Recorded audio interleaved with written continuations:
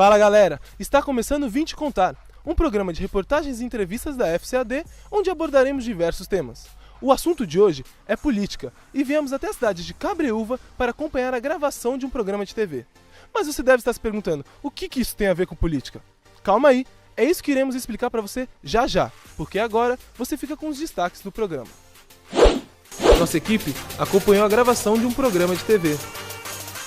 Recebemos em nossos estúdios o deputado federal Vitor Lippe, que falou um pouco sobre sua carreira política. Fomos até as ruas de Sorocaba para saber se as pessoas conhecem alguns temas que estão em destaque na política. Acompanhamos a gravação do programa Brasil na Tela, que vai ao ar para todo o Brasil pela Rede Família. E o que isso tem a ver com política é que o apresentador do programa, Henrique Martim, também é prefeito de Cabreúva. E depois da gravação, interrompemos seu almoço para falar um pouquinho mais como ele consegue conciliar essas duas carreiras. Olha, a carreira política e a carreira da comunicação em si, elas se cruzam, né? E isso é muito bom, tanto quanto político e como comunicador. Poder atuar nas duas atividades é muito bom, porque como apresentador, eu tenho a experiência do dia a dia na política, como você disse, comecei muito cedo, com 18 anos, e também comecei muito cedo na comunicação. E para minha carreira política, ser comunicador também agrega e é muito importante, porque a comunicação é tudo. Quem não se comunica, se estrupica. Então, a gente se comunicando e com humildade a gente chega onde a gente quiser. E a experiência dos 8 anos como prefeito, como vereador e agora como prefeito, eu tenho condições de fazer tudo aquilo que eu não consegui fazer enquanto vereador. Porque vereador é um pouco limitado, você não tem poder de executar. O próprio nome já diz, poder legislativo. Você lida com leis, com a população, mas o poder executivo, que é o executor, você tem efetivamente condição de executar e fazer tudo aquilo que a população necessita e que a sociedade pleiteia. Então, a experiência de vereador com o dia a dia de prefeito e também com a experiência na comunicação faz com que a gente esteja cada vez mais próximo com a população, principalmente no dia a dia em que as redes sociais estão cada vez mais fortes. Então eu estou muito presente, eu respondo e-mail da população, a população tem o meu e-mail pessoal, respondo o Facebook, então a gente tem uma interação muito grande com a população. Então, como você disse, o jornalismo ajudou você bastante nessa carreira política. Como você acha que ajudou mesmo de verdade o jornalismo nessa sua carreira? Na arte de comunicar e interagir com a sociedade, em poder, por exemplo, abrir discussões com as comunidades, em poder comunicar efetivamente aquilo que você deseja através de um projeto, ou até mesmo ouvir a população e fazer com que o projeto nasça da população e você difundir tudo isso na sociedade. Henrique também já publicou um livro intitulado Gestão Pública do Futuro, e ele nos contou como foi essa experiência e se há interesse em escrever outras obras. Sim, eu ainda estava como vereador e escrever um livro Gestão Pública do Futuro é contextualizar, né, passar numa obra um pouco daquela experiência e daquilo que eu queria aplicar como prefeito e que estou fazendo hoje.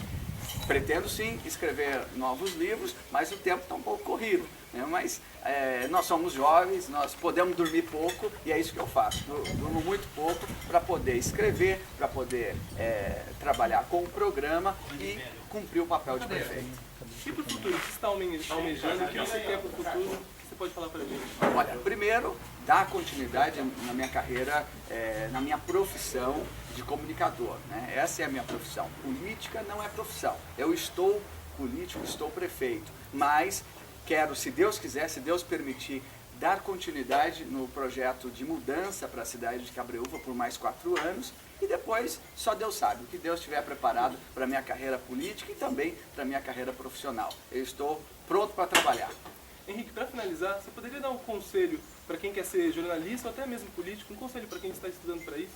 Primeiro, humildade. Eu acho que a humildade é tudo. A humildade eleva, faz com que você realmente consiga cumprir os seus objetivos. Segundo, estudar, se dedicar, ler bastante, não ter medo de errar. Eu acho que você tem que tentar, tem que errar muito, porque é errando que você aprende. E se você tem um objetivo, é fazer, né? E treinar bastante, né? Colocar os jornalistas, futuros jornalistas, colocar a caneta na boca e falar na frente do espelho, né? Então é isso. Muito obrigado, Henrique. Esse foi Henrique Martim, jornalista e prefeito de Cabreúva.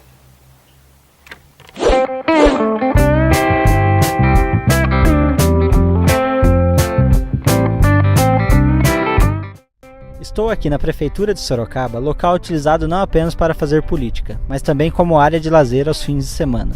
Percorri este e outros parques da cidade e vim te contar se as pessoas sabem identificar alguns dos termos muito utilizados na política hoje, como por exemplo a Operação Lava Jato. Operação Lava Jato? Ixi, meu Deus! Dá pra pedir cola pros universitários. Pode falar o que você acha que é a Operação Lava Jato? Eu acho que tem que lavar todos os carros do Brasil. Não é bem esta Operação Lava Jato de que eu estava falando, mas vamos lá. Sabe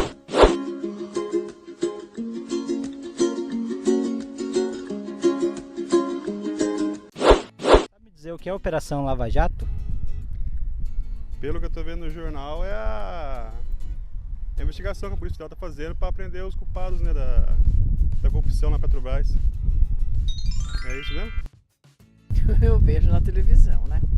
Que é feio, né? Coisa. Mas não sei o que quer dizer isso aí, não.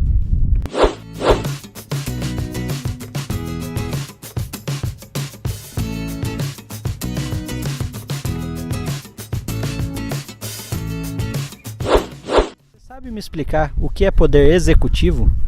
O poder executivo é um dos 3 poderes do nosso regime político. O poder executivo é o poder que executa a legislação, né? A senhora sabe o que é poder executivo? Ai, não sei.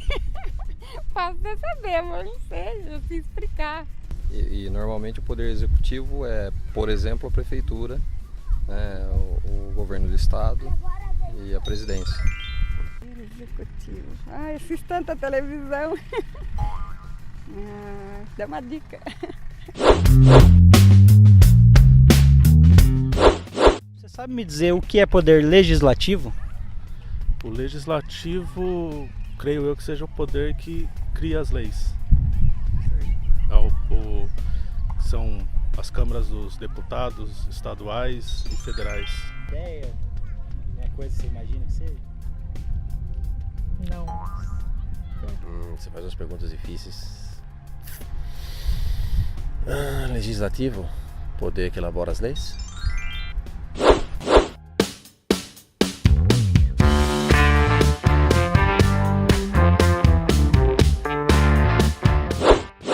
Você sabe me dizer o que é a lei da terceirização?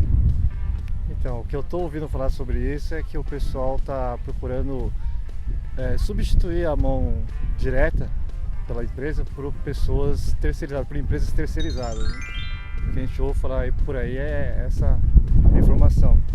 Pelo que eu tenho ouvido na TV, tá meio nebuloso ainda o assunto, mas algumas pessoas falam que quando a pessoa trabalha nessa área terceirizada, não tem muitas leis que protejam quem trabalha nessa área.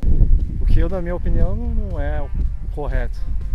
A terceirização é uma mão de obra mais barata, é uma mão de obra que as empresas, por ser prestadores de serviços, têm tributos mais baratos, mais em conta, então eles aplicam isso na produção, aplicam isso na mão de obra que era para ser diretamente ligada na empresa. Porém, estão levando para um outro lado, falando que as empresas estão querendo só contratar terceirizados. Estou com essa dúvida também, mas eu acho que é uma coisa boa, acho que é uma coisa legal, que se vai ter uma legislação para quem trabalha nessa área, vai ser legal, né? Operação Lava Jato é o nome dado à investigação feita pela Polícia Federal referente a possíveis casos de corrupção envolvendo a Petrobras. O Poder Executivo é um dos 3 poderes que regem o nosso sistema de governo e é o responsável por aplicar as leis e as políticas sociais. é representado pelos administradores, ou seja, os prefeitos representam os municípios, os governadores representam os estados e o presidente da República representa o país. Já o Poder Legislativo é aquele que se preocupa em elaborar ou modificar as leis. É composto pelos parlamentares, ou seja, os vereadores representam os municípios, os deputados estaduais representam os estados e os deputados federais representam o país. Além deles, existe também o Senado, que é composto pelos senadores. A Lei da Terceirização é como é conhecido popularmente o projeto de Lei 4330 de 2004, que regulamenta contratos de terceirização no mercado de trabalho. Vitor Lippe foi secretário da Saúde e depois prefeito de Sorocaba por 2 mandatos, sendo que na sua segunda eleição, em 2008, alcançou a maior votação da história da cidade, com mais de 79% dos votos válidos ainda no primeiro turno. Em 2014, foi eleito o deputado federal mais votado da região de Sorocaba, e hoje ele veio nos contar um pouco de sua trajetória política e falar sobre temas atuais e de interesse geral. E está preparado? Estou preparado, eu queria agradecer a oportunidade de estar aqui com vocês do curso de jornalismo da CIUNSP. Quem vai fazer a entrevista comigo é o Rafael Formeton. Prazer, deputado. E a Juliane Juvencio. Boa noite, prazer, deputado. Vamos começar? Prazer. Vamos lá. Quem começa é o Rafael. Senhor deputado, nas primeiras eleições para Sorocaba o senhor já teve votações expressivas, mas na segunda o senhor foi eleito com a maior quantidade de votos válidos da história de Sorocaba. Quais são os pontos fortes que o senhor acredita para ter tido essas votações tão expressivas? Bom, a experiência anterior ajudou um pouco, porque eu fui secretário da Saúde 8 anos e eu consegui conhecer bem a cidade, os problemas das pessoas, e também foi muito interessante para eu entender a necessidade das pessoas, né? Porque o que fragilizava as pessoas, por que as pessoas estavam nas filas da saúde, conhecer bem os bairros, isso me ajudou muito. Mas eu acho que algo que me ajudou mais ainda foi usar o planejamento estratégico como uma ferramenta de trabalho, uma ferramenta de gestão. O planejamento estratégico é um jeito de trabalhar que é utilizado por grandes instituições do mundo, cada vez ele é mais utilizado e ele é uma forma de você organizar as coisas para você ter clareza dos principais objetivos, das principais estratégias, você definir as prioridades, você conseguir realmente montar um plano de futuro. E uma outra questão que eu considero tão importante quanto o planejamento estratégico, valorizar as pessoas, a gestão das pessoas, porque quem faz e quem executa o planejamento estratégico são as pessoas. Deputado, o senhor esteve aí 8 anos, né, no Poder Executivo, atuando como prefeito de Sorocaba, e agora está no Poder Legislativo, né, como deputado federal. Explica para nós a diferença desses 2 poderes, para o pessoal entender. Eu diria que é quase que totalmente diferente, porque na prefeitura você tem um orçamento e você tem um trabalho executivo, você executa as obras, as ações, os programas. E agora eu estou do outro lado, quer dizer, agora eu fiscalizo, né? Eu procuro, vamos dizer assim, melhorar a legislação existente, fiscalizar os serviços públicos, os programas do governo federal. Então eu passei de executor a fiscalizador, então é um outro papel. Agora, nessa nova etapa da sua carreira política, agora como deputado, quais são os maiores desafios que o senhor vê que vai ter que ser encarado lá em Brasília? Olha, sem dúvida, essa questão do pacto federativo, da reforma para redistribuir os recursos, eu acho que isso é muito necessário. Eu acho que quanto mais os recursos estiverem no município, melhor para a população. Uma outra questão importante, como eu já acabei de comentar, é a questão da reforma política. Hoje, nós temos algumas distorções no sistema. Nós temos um sistema democrático que tem as suas regras, mas a gente viu que as regras ao longo do tempo, elas passaram a criar problemas no sentido do funcionamento da democracia. Por exemplo, hoje nós temos 32 partidos. Eu duvido um brasileiro que saiba o nome de todos os partidos. Se ele souber de 10 já é muito, imagine 32. E a gente sabe que grande parte desses partidos acabam funcionando como partidos de aluguel, ou seja, eles recebem um recurso federal para funcionarem, eles têm um tempo de televisão e isso acaba criando muitas distorções, porque muitas vezes esses partidos existem muito mais para pegar carona com os governos e isso prejudica o funcionamento dos governos, porque vamos dizer assim, cria uma relação que não é ética e onde não prevalece o interesse público, mas o interesse aí do partido, né? E o que é pior, faz com que esses espaços de poder sejam ocupados por diversos partidos que nada tem a ver um com o outro, né? E que acabam criando uma dificuldade muito grande para você ter resultados. Então você vê hoje como exemplo o que está acontecendo em Brasília, onde a atual presidente não está conseguindo governar o Brasil porque o governo dela é uma colcha de retalhos de muitos partidos. Como exemplo, quer dizer, então nós precisamos rever essa estrutura, essa questão, o financiamento das campanhas também. Eu acho que uma outra questão muito importante nesse momento no Brasil, nós vemos que hoje há um descrédito muito grande, as pessoas não acreditam muito mais no funcionamento das instituições, porque foram tantos os escândalos, a corrupção, as denúncias, que isso fez com que a maioria da população não acreditasse mais nos governos. Isso é muito ruim para a democracia, porque eu costumo dizer que a política não é um problema, ela é a solução. Só dá para melhorar a vida das pessoas através da política. Você só consegue melhorar a educação de um povo, a qualidade da saúde, a economia, você só consegue construir um futuro melhor através da política. Então, nós não podemos não gostar da política. A gente tem que fazer o seguinte, o que a gente tem que fazer é não gostar dos maus políticos. Então a gente tem que gostar da política e procurar não votar nos maus políticos, porque se a gente votar direitinho em políticos bem preparados, nós vamos ter um futuro melhor. Então acho que essas questões são muito importantes e eu acho que o Congresso Nacional tem que repensar o seu papel, porque ele precisa dar um bom exemplo para o Brasil, porque hoje os jovens, o que me parece é que eles estão querendo mais distância da política e isso é muito ruim. Nós temos que fazer o inverso, temos que motivar o jovem a se interessar pela política, porque, volto a dizer, só através da política nós vamos conseguir melhorar o país. O que eu espero, eu como homem público, que eu possa procurar dar o meu exemplo. Eu sei que ninguém vai mudar o mundo, mas se cada um fizer a sua parte, a gente já dá uma grande contribuição. E eu quero outras vezes estar aqui no CEUNSP, em outros locais, falando que a política é fundamental. Não deixe de acreditar na política. Né? Procure criticar os maus políticos, mas não a política. A política é algo fundamental.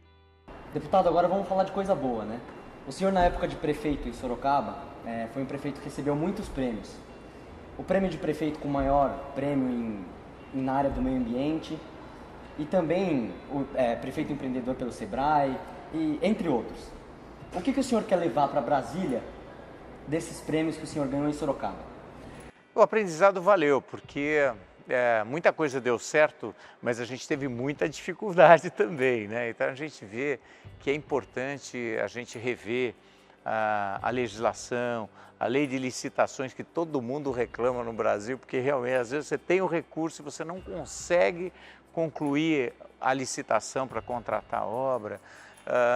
Outra questão que a gente considera importante é a gente repensar as cidades, não em função apenas dos carros, mas pensar em função das pessoas. Nós precisamos ter pessoas mais saudáveis. Hoje, o maior problema de saúde pública do mundo é o sedentarismo. São as pessoas que ficam sentadas o dia inteiro trabalhando e sentado o tempo todo no seu carro, né? E aí vai para casa e fica sentado o tempo todo. Então isso está aumentando o peso, aumenta a hipertensão, aumenta a diabetes. Então tudo melhorou na medicina, mas a saúde das pessoas está pior.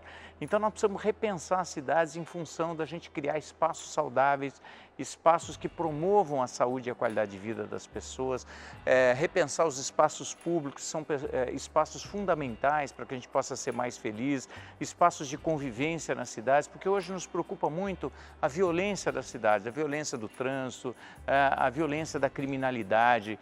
A questão das drogas no país é algo que me preocupa muito também. Eu acho que a gente não conseguiu equacionar muito bem isso.